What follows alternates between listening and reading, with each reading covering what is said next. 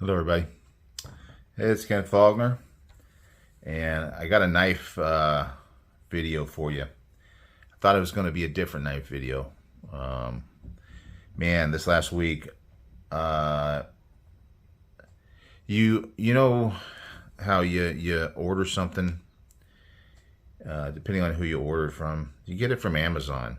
It's like usually there the next day. Some things will take a little bit longer, but man, it comes quick. It's amazing, and you get spoiled. Kind of like, you may know, may not know, I live in Southern California. I know there's downsides to that as far as politics, cost of living, other things, but the weather here is freaking, especially by the beach. Right now, the heat wave by the beach where we haven't even touched 80. It's been really, I'm spoiled. And I lived here all my life. So, I mean, I know I visited other places and been through other weather, but I'm just visiting and I don't live there. Anyway, so Amazon spoils us, and the story goes that I ordered a knife and things just went sideways, really sideways. And then I actually bought another knife and things went sideways on that delivery as well. And this has nothing to do with the people I bought the knives from. It has to do with the delivery services. And one of them was DHL. So you could probably, if you're familiar, you probably know DHL is usually the more international type deliveries. So you imagine all the possibilities with that. And then the other one was just USPS, United States Postal Service. And yeah, things just went south. I mean, I had tracking number and everything, so I could keep an eye on it. And tracking number is kind of like a curse and a blessing at the same time, because when you can see things moving, but then it just stops and you just don't know what's going on, then it's a curse. And anyway,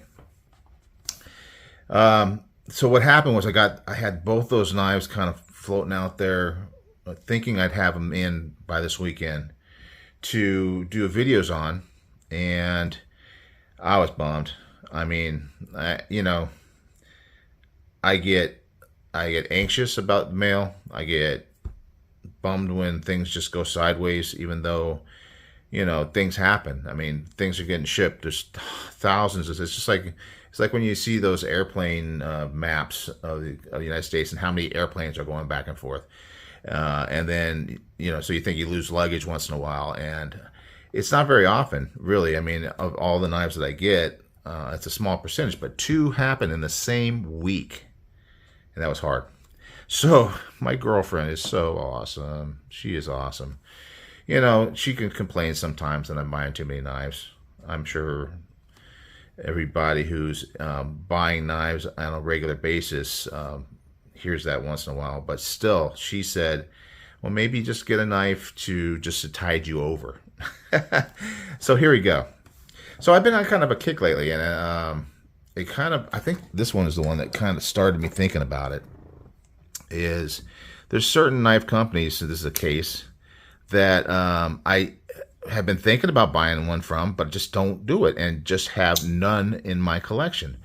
And I got a lot of knives, but there's just so many knives out there to own. So I've been kind of thinking, well, I'm gonna make a list of these companies and try to get something from every one of them. And I'm kind of like that. I like to try out all different types of things. I want to experience what each company has to offer, and then maybe decide to go further into it. So then I was kind of a little duress at the time, and I was thinking, I don't have any SOGs, but I was wrong. This one, and you can see it on the blade. If you've ever seen them at Blade Show, or you've ever donated to one of their fundraisers where they give knives for a certain amount that you pay. This knife I donated at Blade Show Atlanta, and I got this knife for free. And so hashtag free the knives right there. So it's cool. I mean, it's really cool. But and it's a SOG. It's the Terminus XR. I think that's one of those knives, kind of like I don't know, Elementum, kind of like some of these other ones. Bug Out. It is kind of, and it's kind of in that size range, the Hodeca, that, it's almost like a household word if you're a knife collector. The SOG Terminus, and you might even think of it like that. But in reality, when I think of SOG, I don't think of a knife like this. I don't think of a small knife like this. I know SOG. What does that stand for? Does it say on the website here? I'm not actually on the SOG website. I got like Blade HQ up here. I know it's initials for something, and it has to do with like a military related sort of thing. Like as operators or something like that. I'm sorry. My memory's horrible, but I'm sure there's a lot of you out there screaming at me saying, it's this. You can put it in the comments. Just let me know. I know I've heard it before. I just can't. And if I hear it, I go, oh, yeah, that's it. So anyway, I always think of them as being like these kind of like military-ish kind of knives. So first off, I see this on Amazon because I'm looking at Amazon because I need to get a knife to kind of get me over this this turmoil that I'm still in. I'm still waiting for these knives to come in. But at least they've gone around. They both actually ended up going back to the original person that shipped it, and now they are back in the shipping loop again. So this one is, I don't know, it says on the box. I don't think it does. Maybe it does. It is the Kiku XR, Terminus XR, Kiku XR, because they both have this lock, which is basically kind of like Axis lock, but it's their version of it. It's got kind of more of a slide rather than just kind of a stud-ish thing. It works really well. So anyway, it's the Kiku with Linda Micarta by SOG, whatever that means. You know what? I'm going to put it on the screen before. That way, it'll be there when I first start talking about it, and you guys don't have to scream at me. Right.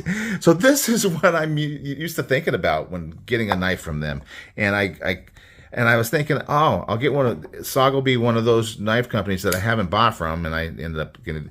I didn't actually shop for this; it just happened to be that I did the donation and I got it. But I still, and that's how many knives I have. I kind of forgot that I had it, unfortunately. But this is still a very cool knife. It's just for some reason I've been wanting to get something from them. And so I looked at Amazon, found this one. It's pretty much what I would think of. And I've seen them before on channels and stuff like that. And actually on Raybo 34, he just recently had another knife. And I told him in a comment, I said, that looks like a SOG. And it looks a lot like this. It's very much kind of a tactical kind of looking thing. His was all blacked out. Anyway, I saw this one. I love a recurve. It's got this thickness here.